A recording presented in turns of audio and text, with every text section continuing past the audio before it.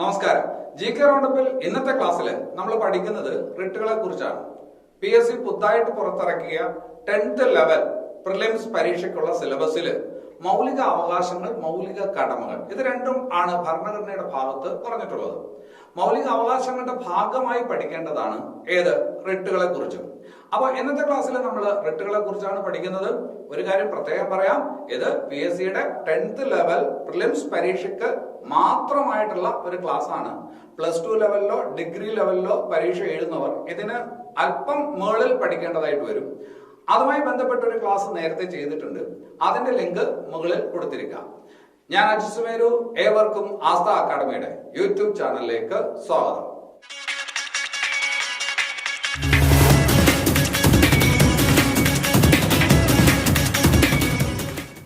റിട്ടുകളെ കുറിച്ച് പറയുമ്പോൾ ആദ്യം റിട്ട് എന്താണെന്ന് മനസ്സിലാക്കാം. മൗലിക അവകാശ സംരക്ഷണത്തിനായിട്ട് സുപ്രീം കോടതിയോ ഹൈക്കോടതിയോ പുറപ്പെടുവിക്കുന്ന രേഖാമൂലമുള്ള ഉത്തരവുകളാണ് റിട്ട്. മൗലിക അവകാശ സംരക്ഷണത്തിനായിട്ട് സുപ്രീം കോടതിയോ ഹൈക്കോടതിയോ പുറപ്പെടുവിക്കുന്ന രേഖാമൂലമുള്ള ഉത്തരവുകളെയാണ് നമ്മൾ എന്തെന്ന് പറയുന്നത്? റിട്ട് എന്ന് പറയുന്നത്. റിട്ട് അത് പറയുമ്പോ നമ്മൾ ഭരണഘടനയിലെ 6ാമത്തെ മൗലികാവകാശം എന്ന് ഓർക്കണം. ഭരണഘടനയിലെ 6ാമത്തെ മൗലികാവകാശം എന്താണ്? ഭരണഘടനാപരമായിട്ടുള്ള പരിഹാരാവകാശം. ഭരണഘടനാപരമായ പരിഹാരാവകാശം. നിങ്ങൾക്ക് ഈ രാജ്യത്ത് ചില പ്രത്യേക മൗലിക അവകാശങ്ങൾ ഉറപ്പാക്കിയിട്ടുണ്ട്.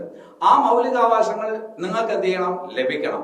ഏതെങ്കിലും സാഹചര്യത്തിൽ ഈ മൗലിക അവകാശങ്ങൾ നിഷേധിക്കപ്പെട്ടാൽ അത് കോടതി വഴി പുനഃസ്ഥാപിക്കുന്നതിനുള്ള നിങ്ങളുടെ അധികാരവും അവകാശവുമാണ് ഭരണഘടനയിലെ 6ാമത്തെ മൗലികാവകാശം, ഭരണഘടനാപരമായ പരിഹാരാവകാശം. അതിനെക്കുറിച്ച് പ്രതിപാദിക്കുന്ന ഭരണഘടനാ വകുപ്പ് ഏതാണ്? ഭരണഘടനാപരമായ പരിഹാരാവകാശത്തെ കുറിച്ച് പ്രതിപാദിക്കുന്ന ഭരണഘടനാ വകുപ്പ് ഏതാണ്? ആർട്ടിക്കിൾ 32. ഈ വകുപ്പിനെയാണ് ഡോക്ടർ BR അംബേദ്കർ, ഭരണഘടനാ ശില്പിയും ഇന്ത്യൻ ഭരണഘടനയുടെ ഹൃദയവും ആത്മാവും എന്ന് വിശേഷിപ്പിച്ചത്. അപ്പൊ മൗലികാവകാശ സംരക്ഷണത്തിനായിട്ട് നിങ്ങൾക്ക് ആരെ സമീപിക്കാം? സുപ്രീം കോടതിയോ ഹൈക്കോടതിയോ സമീപിക്കാം. സുപ്രീം കോടതിയോ ഹൈക്കോടതിയോ ഭരണഘടനാപരമായ പരിഹാരാവകാശത്തിനായിട്ട്, റിട്ട് ഈ പറഞ്ഞ ആവശ്യത്തിനായിട്ട് നിങ്ങൾക്ക് സമീപിക്കാൻ അധികാരം നൽകുന്ന വകുപ്പ് ഏത് എന്ന് ചോദിച്ചാൽ ആർട്ടിക്കിൾ 32 ആണ്. ആർട്ടിക്കിൾ 32 ആണ്. സുപ്രീം കോടതിക്ക് റിട്ട് പുറപ്പെടുവിക്കാൻ അധികാരം നൽകുന്ന വകുപ്പ് ഏതാണ്? സുപ്രീം കോടതിക്ക് റിട്ട് പുറപ്പെടുവിക്കാൻ അധികാരം നൽകുന്ന വകുപ്പ് ഏതാണ്? ഏത് വകുപ്പാണ്? ആർട്ടിക്കിൾ 32 ആണ്. എന്നാൽ ഒരു കാര്യം അവിടെ മാറ്റി പഠിക്കണം. ഹൈക്കോടതിക്ക് റിട്ട് പുറപ്പെടുവിക്കാൻ അധികാരം നൽകുന്ന വകുപ്പ് ഏത് എന്ന് ചോദിച്ചാല് അത് ആർട്ടിക്കിൾ 226 ആണ്. ഹൈക്കോടതിക്ക് റിട്ട് പുറപ്പെടുവിക്കാൻ അധികാരം നൽകുന്ന വകുപ്പ് ഏത്? ആർട്ടിക്കിൾ 226. ആ വകുപ്പുകളിലെ വ്യത്യാസം ഒന്നുകൂടി പറയാം. റിട്ട് അവകാശം നിങ്ങൾക്കുണ്ട്, ഭരണഘടനാപരമായ പരിഹാര അവകാശം നിങ്ങൾക്കുണ്ട്. അതിന് നിങ്ങൾക്ക് എത്ര കോടതികളെ സമീപിക്കാം, അല്ലെങ്കിൽ ഏതൊക്കെ കോടതികളെ സമീപിക്കാം? 2 കോടതിയെ ഇന്ത്യയിൽ സമീപിക്കാൻ പറ്റുള്ളൂ. ഏതൊക്കെയാണ്? സുപ്രീം കോടതിക്കും ഹൈക്കോടതിക്കും. റിട്ട് പുറപ്പെടുവിക്കാൻ അധികാരം സുപ്രീം കോടതിക്കും ഹൈക്കോടതിക്കും മാത്രമേ ഉള്ളൂ. അതിനുള്ള നിങ്ങളുടെ അവകാശം ആർട്ടിക്കിൾ 32. ഭരണഘടനാപരമായ പരിഹാരാവകാശം ആർട്ടിക്കിൾ 32. ഹൃദയവും ആത്മാവും എന്ന് വിശേഷിപ്പിക്കപ്പെട്ട വകുപ്പ് ആർട്ടിക്കിൾ 32. ആർട്ടിക്കിൾ 32. റിട്ട് പുറപ്പെടുവിക്കാൻ സുപ്രീം കോടതിക്കുള്ള അധികാരം ആർട്ടിക്കിൾ 32.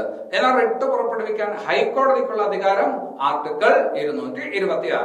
ഇനി ഒരു ചോദ്യം പറയാം. ഈ ചോദ്യം ചോദിച്ചാൽ നിങ്ങൾ തെറ്റിക്കും. അതുകൊണ്ട് ഈ ചോദ്യം ആദ്യം ഒന്ന് മനസ്സിലാക്കി വെക്കാം. 2 കോടതികൾക്ക് റിട്ട് അധികാരമുണ്ടെന്ന് പറഞ്ഞു. സുപ്രീം കോടതിക്കുമുണ്ട്, ഹൈക്കോടതിക്കുമുണ്ടെന്ന് പറഞ്ഞു. ഇതിൽ ഏറ്റവും വിശാലമായ റിട്ട് അധികാരമുള്ള കോടതി ഏതാണ്? ഏറ്റവും വിശാലമായ റിട്ട് അധികാരമുള്ള കോടതി ഏതാണ്? തെറ്റിക്കുമെന്ന് പറഞ്ഞിട്ട് പോലും നിങ്ങളുടെ മനസ്സിൽ സുപ്രീം കോടതി എന്നാണ് ഉത്തരം വരുന്നത്. ഏതാണ് കോടതി? ഹൈക്കോടതി. സുപ്രീം കോടതിയേക്കാൾ വിശാലമായ റിട്ട് അധികാരമുള്ള കോടതി ഏതാണെന്ന് ചോദിച്ചാൽ ഹൈക്കോടതിയാണെന്ന് പറയണം, സുപ്രീം കോടതി എന്ന് എഴുതരുത്. അതിപ്പോ വിശദീകരിക്കാൻ ഉദ്ദേശിക്കുന്നില്ല. മറ്റു ക്ലാസ്സിൽ ആ കാര്യമൊക്കെ ഞാൻ വിശദീകരിച്ചിട്ടുണ്ട്. ഇനി എത്ര തരം റിട്ടുകളുണ്ട്? അതൊരു ചോദ്യമാണ്. എത്ര തരം റിട്ടുകളുണ്ട്? റിട്ടുകൾ 5 തരം. എത്ര തരം റിട്ടുകളുണ്ട്? 5 തരം റിട്ടുകളുണ്ട്. ഏതൊക്കെയാണ് 5 തരം റിട്ടുകൾ? ഒരു റിട്ട് ഹേബിയസ് കോർപ്പസ്. ഒരു റിട്ടിന്റെ പേരെന്താണ്? Habeas corpus. വേറെ റിട്ടിന്റെ പേരെന്താണ്? മാൻഡമസ്. വേറെ റിട്ട് ഏതാ? കോവാറന്റോ. വേറൊന്ന് പ്രൊഹിബിഷൻ. വേറൊന്ന് സർഷ്യോററി. അപ്പൊ ആദ്യമായിട്ട് കേൾക്കുന്നവരൊന്ന് പറഞ്ഞു നോക്കണം. ഹേബിയസ് കോർപ്പസ്, മാൻഡമസ്, കോ വാറന്റോ, പ്രോഹിബിഷൻ, സെർഷ്യോറി, 5 തരം റിട്ട്. ഈ പേര് കേട്ടപ്പോ നമുക്ക് തോന്നി, ഒരു വല്ലായ്മ തോന്നി ഈ പേരുകളൊക്കെ കേട്ടപ്പോ, അല്ലെ? എന്തുകൊണ്ടാണത്? അത് നമുക്ക് പരിചയമുള്ള ഭാഷയിലുള്ളതല്ല, അത് ലാറ്റിൻ ഭാഷയിലാണ്. അപ്പൊ റിട്ടുകൾ ഏത് ഭാഷയിലാണ്? ലാറ്റിൻ ഭാഷയിലാണ്. പ്രോഹിബിഷൻ എന്നുള്ള വാക്ക്, മാൻഡമസ് എന്നുള്ള വാക്ക്, കോ വാറന്റോ, സെർഷ്യോറി തുടങ്ങിയ വാക്കുകളെല്ലാം ഏത് ഭാഷയിലാണ്? ലാറ്റിൻ ഭാഷയിലാണ്.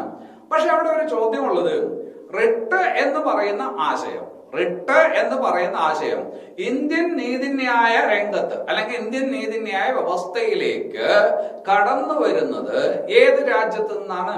ഈ റിട്ട് എന്ന് പറയുന്ന ആശയം ഇന്ത്യൻ നീതിന്യായ വ്യവസ്ഥയിലേക്ക് കടന്നു വന്നത് ഏത് രാജ്യത്ത് നിന്നാണ് എന്ന് ചോദിച്ചാൽ അതിനൊറ്റ ഉത്തരമേ ഉള്ളൂ, ബ്രിട്ടൻ. അതിനൊറ്റ ഉത്തരമേ ഉള്ളൂ. ഏതാണ്? ബ്രിട്ടൻ. ഇനി നമുക്ക് ഓരോ റിട്ടുകളെ കുറിച്ചും വിശദമായിട്ട് നോക്കാം. ഒരുപാട് വിശദമാക്കുന്നില്ല. ഈ പരീക്ഷയുടെ ഈ പറഞ്ഞ സിലബസിനനുസരിച്ച്, ഈ പരീക്ഷയുടെ ഏതാണ്ട് ഒരു സ്റ്റാൻഡേർഡിനനുസരിച്ച് നമുക്ക് വിശദമായിട്ട് നോക്കാം. ആദ്യത്തെ റിട്ട് എന്ന് പറയുന്നത് ഹേബിയസ് കോർപ്പസ്.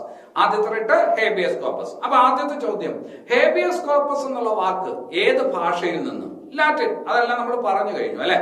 പഴയ ഈ പറഞ്ഞ പലതും ലാറ്റിനിലാണ്. സസ്യങ്ങൾക്ക് ശാസ്ത്രീയ നാമങ്ങൾ കൊടുത്തിട്ടുണ്ട്, അല്ലെ? കൊക്കോസ് ന്യൂസിഫറ, തെങ്ങ്, ഒറേസ സെറ്റീവ, നെല്ല്. ഈ ശാസ്ത്രീയ നാമങ്ങളെല്ലാം ഏത് ഭാഷയിലാണ് കൊടുത്തിരിക്കുന്നത്? ലാറ്റിൻ ഭാഷയിലാണ്, അല്ലെ? ഹോർത്തൂസ് മലബാറിക്കോസ്, ഒരു ഈ പറഞ്ഞ മലബാറിലെ ഔഷധ സസ്യങ്ങളെ കുറിച്ച് പ്രതിപാദിക്കുന്ന പുസ്തകം, അതിനകത്ത് അതിന്റെ ഗ്രന്ഥഭാഷ അതും ലാറ്റിനാണ്. പഴയ പുസ്തകങ്ങളെല്ലാം ലാറ്റിനിലാണ്. ജന്തുശാസ്ത്ര നാമങ്ങൾ, ജന്തുക്കളുടെ പേര് നോക്കിയാലും ജന്തുശാസ്ത്ര നാമങ്ങൾ, ഹോമോസാപ്പിയൻസ്, ലാറ്റിനാണ്. പിന്നെ അത് കഴിഞ്ഞിട്ട് രസതന്ത്രത്തിൽ മൂലകങ്ങൾക്ക് പേര് കൊടുത്തിരിക്കുന്നത് ലാറ്റിനാണ്. അപ്പൊ ഹേബിയസ് കോർപ്പസ് എന്ന് പറയുന്ന പദം ഏത് ഭാഷയുമായി ബന്ധപ്പെട്ടിരിക്കുന്നു? ലാറ്റിൻ ഭാഷയുമായി ബന്ധപ്പെട്ടിരിക്കുന്നു. അപ്പൊ അവിടെ സ്ഥിരം വരുന്ന ചോദ്യമാണ്, ഹേബിയസ് കോർപ്പസ് എന്ന പദത്തിന്റെ അർത്ഥമെന്ത്? ശരീരം ഏറ്റെടുക്കാം. You may have the body, ശരീരം ഏറ്റെടുക്കാം. ശരീരം ഏറ്റെടുക്കാം എന്ന അർത്ഥത്തിൽ ഉപയോഗിക്കുന്ന റിട്ടാണ് ഹേബിയസ് കോർപ്പസ്. ഇന്ത്യൻ കോടതികളിൽ ഏറ്റവും കൂടുതൽ ഉപയോഗിക്കുന്ന റിട്ട് ഏത്? ഇന്ത്യൻ കോടതികളിൽ ഏറ്റവും കൂടുതൽ ഉപയോഗിക്കുന്ന റിട്ട് ഏത് എന്ന് ചോദിച്ചാലും ഏത് തന്നെ? Habeas corpus. Habeas corpus. എന്താണ് ഈ റിട്ടിന്റെ ഉദ്ദേശം? ഈ റിട്ട് കൊണ്ട് എന്താണ് ഉദ്ദേശിക്കുന്നത് എന്ന് ചോദിച്ചാൽ, ഒരു പൗരന്റെ വ്യക്തി സ്വാതന്ത്ര്യത്തിന് പ്രാധാന്യം കൊടുക്കുന്ന റിട്ടാണ് ഏത്? Habeas corpus. ഒരു പൗരന്റെ വ്യക്തി സ്വാതന്ത്ര്യത്തിന് എന്ത് കൊടുക്കുന്നത്? കരുതൽ കൊടുക്കുന്ന, പ്രാധാന്യം കൊടുക്കുന്ന റിട്ടാണ് ഹേബിയസ് കോർപ്പസ് എന്ന് പറയാം. അപ്പൊ വ്യക്തി സ്വാതന്ത്ര്യത്തിന്റെ ആധാരശില, വ്യക്തി സ്വാതന്ത്ര്യത്തിന്റെ അടിസ്ഥാനമായി കണക്കാക്കപ്പെടുന്ന റിട്ടാണ് എന്നൊക്കെയാണ് പരീക്ഷയ്ക്ക് ചോദ്യം വരുന്നത്. ഏതാണ്? Habeas corpus. വേറെ രീതി പറഞ്ഞാൽ, പരീക്ഷയ്ക്ക് വേറെ രീതി ചോദ്യം ചോദിക്കുന്നത്, അന്യായമായി തടവിലാക്കപ്പെട്ട ഒരാളെ സ്വതന്ത്രനാക്കുന്നതിന് ഉപയോഗിക്കുന്ന റിട്ടാണ്. അന്യായമായി തടവിലാക്കപ്പെട്ടു, അപ്പോ അയാളുടെ സ്വാതന്ത്ര്യം പോയി. അന്യായമായി തടവിലാക്കപ്പെട്ട ഒരാളെ സ്വതന്ത്രനാക്കുന്നതിനുള്ള റിട്ടാണ് ഏതാണ്? ഹേബിയസ് കോർപ്പസ്, അല്ലെ? ഒരാളെ പോലീസ് പിടിച്ചു, അല്ലെങ്കിൽ പട്ടാളം പിടിച്ചു, അല്ലെങ്കിൽ വേറെ ആരെങ്കിലും തട്ടിക്കൊണ്ടുപോയി. ഇതൊക്കെ ഈ നാട്ടിൽ ഇതൊക്കെ നടക്കുന്നതാ. തട്ടിക്കൊണ്ടുപോയി. അപ്പൊ എന്ത് ചെയ്തു? ഒരാൾ മറ്റൊരാളുടെ ഏതെങ്കിലും രീതിയിൽ കസ്റ്റഡിയിലായി. അങ്ങനെ കസ്റ്റഡിയിലായ ഒരാളെ സ്വതന്ത്രനാക്കുന്നതിന് വേണ്ടിയിട്ട് കോടതിയുടെ സഹായം നമുക്ക് തേടാം. അതിനുള്ള റിട്ടാണ് ഏത്? Habeas corpus. അപ്പൊ ഇത്രയുമേ അതിനകത്തുള്ളൂ. അന്യായമായി തടവിലാക്കപ്പെട്ട ഒരാളെ സ്വതന്ത്രനാക്കുന്നതിനുള്ള റിട്ട്, പിന്നെ അത് കഴിഞ്ഞിട്ട് വ്യക്തി സ്വാതന്ത്ര്യത്തിന്റെ ആധാരമായി കരുതാവുന്ന റിട്ട്, പിന്നെ നിങ്ങൾക്ക് ശരീരം ഏറ്റെടുക്കാം എന്ന അർത്ഥത്തിൽ ഉപയോഗിക്കുന്ന റിട്ട്, ഇന്ത്യൻ കോടതികളിൽ ഏറ്റവും കൂടുതലായി ഉപയോഗിച്ചു വരുന്ന റിട്ട് ഏത്? Habeas corpus. ഇനി രണ്ടാമത്തെ റിട്ടിലോട്ട്. രണ്ടാമത്തെ റിട്ട് എന്താണ്?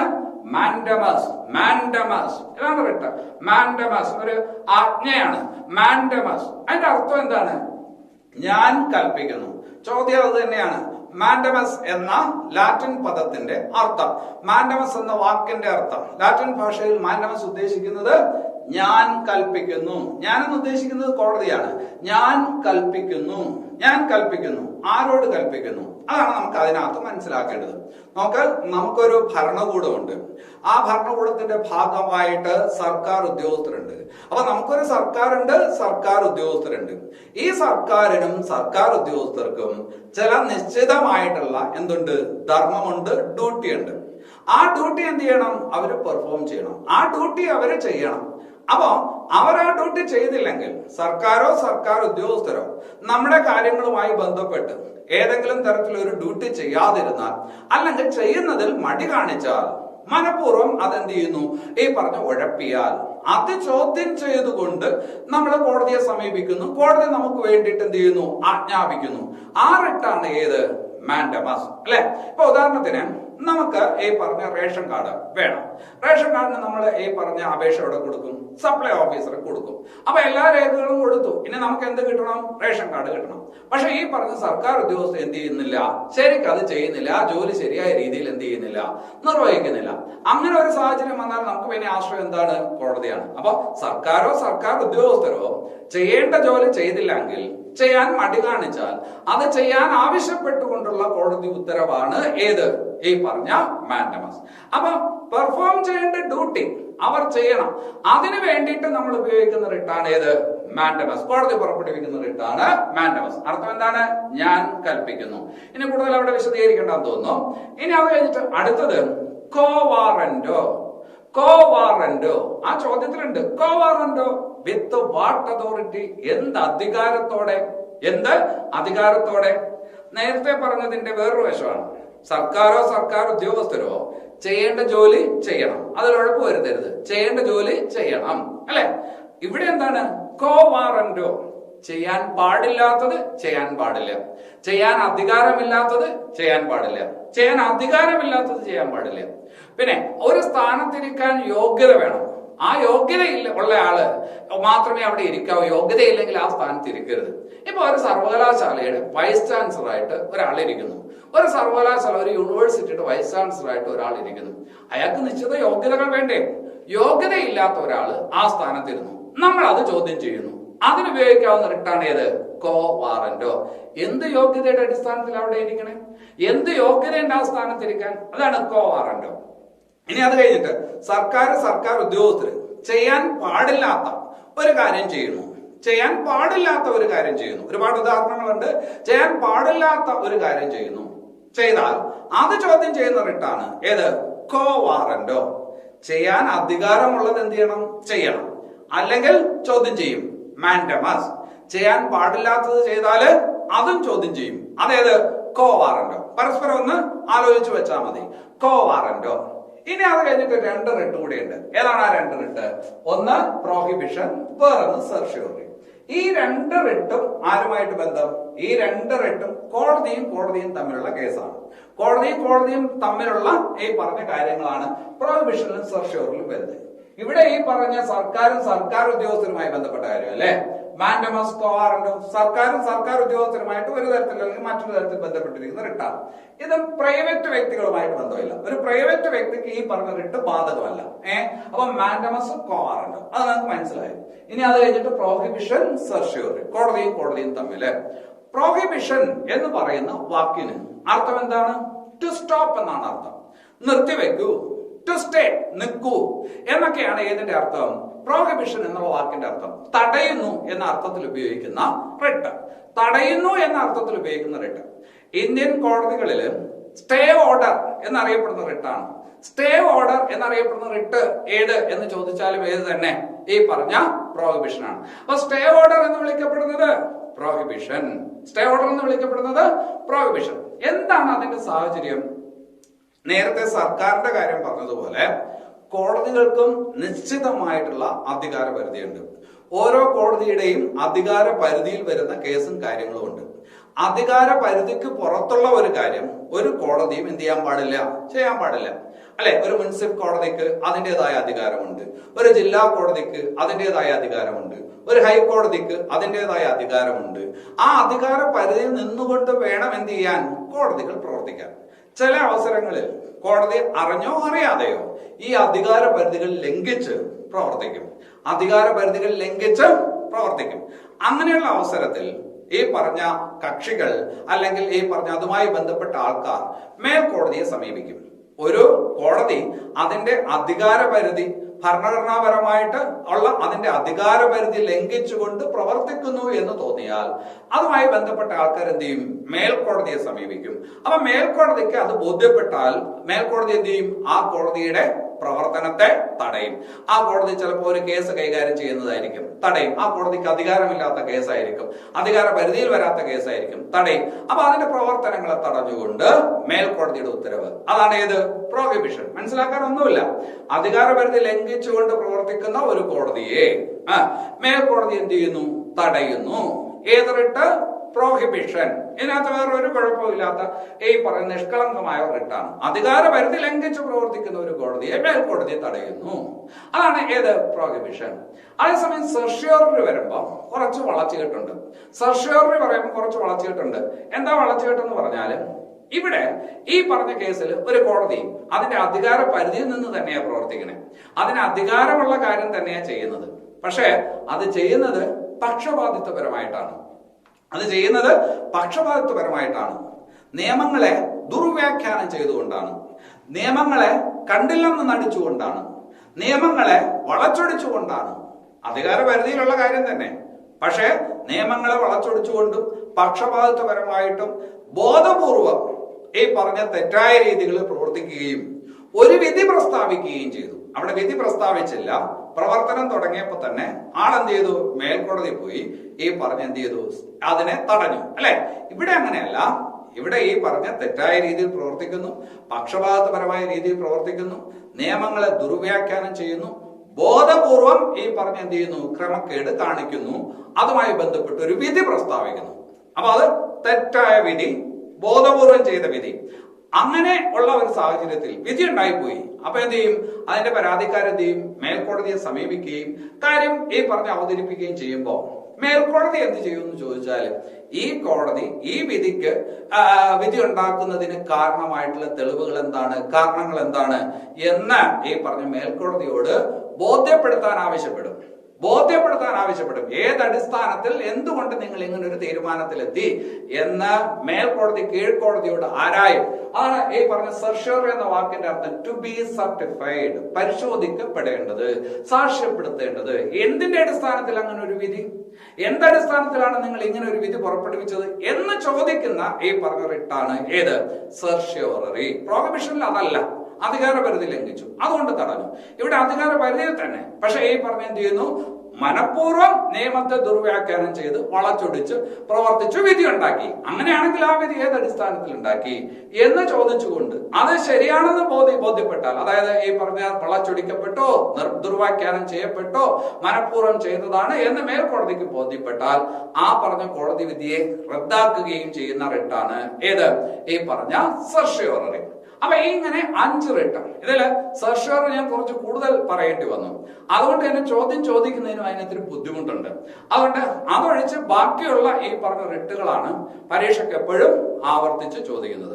ഇതെല്ലാ പരീക്ഷയുടെ ഭാഗമാണ്. നിങ്ങൾ എഴുതാൻ പോകുന്ന പരീക്ഷയ്ക്കും ഈ ഭാഗത്ത് നിന്ന് തീർച്ചയായിട്ടും ചോദ്യം ഉണ്ടാവും. അങ്ങനെ ചോദിക്കുന്ന പക്ഷം നിങ്ങൾക്ക് അതിലെ വിലപ്പെട്ട മാർക്ക് കിട്ടുമെന്ന് തന്നെയാണ് എന്റെ പ്രതീക്ഷ. എന്ന് പറഞ്ഞ ക്ലാസ് നിങ്ങൾക്ക് മനസ്സിലായിട്ടുണ്ടെന്ന് വിചാരിക്കുന്നു. എല്ലാവർക്കും നല്ലത് വരട്ടെ. നന്ദി.